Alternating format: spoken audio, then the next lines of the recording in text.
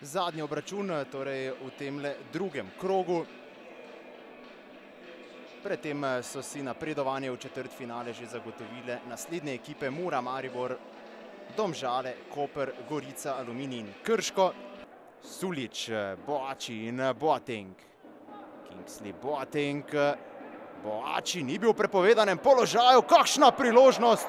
Stresla se je prečka, ki je sicer k Olimpiji prišel iz Domžal, medtem v napadu Sulić. Sulić odlično v sredino. Tole je priložnost za Olimpijo. Savić na koncu pa do zadetka ob svojem debiju. Ivan Lendrić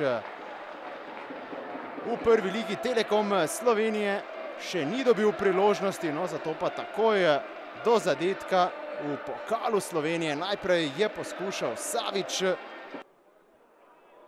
Spet dobro Afoakva, ki je prvi pri žogi, Majcen teče.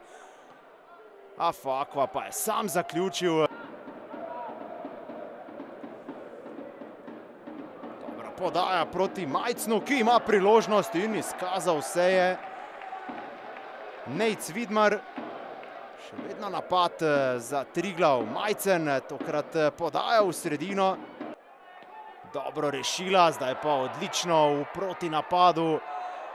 Boateng, vrata so prazna. Kingsley, Boateng pa je zgrešil. Sulić. Lepa finta Sulića. Pa na to tudi dobra podaja v sredino. Boateng do žoge. Boači! Strel z roba kazenskega prostora. S tekmami, ko bo seveda Zoran Barišić še bolje spoznaval svoje nogometaše in ko bodo seveda tudi oni spoznavali. Triglav pa medtem že v novem napadu. Majcen, krasna žoga v prostor, mimo gola. Medtem Savić v napadu za Olimpijo, tole je nevarno. Savić, Boateng, tudi tokrat zaustavljen z blokom, na koncu pa strel čez gol. Ti bi lahko Boateng predtem sprožil, no zdaj pa se odpira ogromno prostora. 3 proti 2 nogometašema, povsem sam je Jurić in odlično Vidmar, pa še enkrat. Izenačenja in naslova, no zdaj Boateng znova v fantastičnem položaju, pa nova zapravljena priložnost. Tijanić, kakšen zadetek! Evrogol Davida Tijanića, pravilo bivšega se je znova izkazalo za resnično. Nekdanji nogometaš Olimpije v 83. minuti z prostega strela. Velikokrat mu je zmanjkalo predvsem nekaj mirnosti pri zaključkih.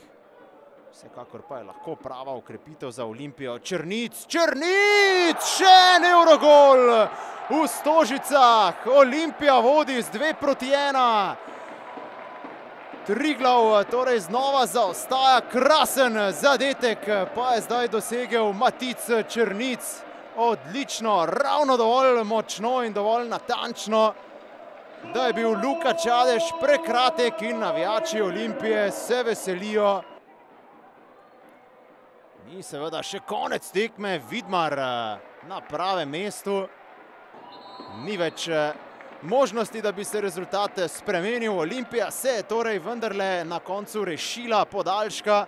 Naj si bo to dovolj z moje strani. Hvala, dame in gospodje, za vašo pozornost. Lep večer še naprej in lahko noč.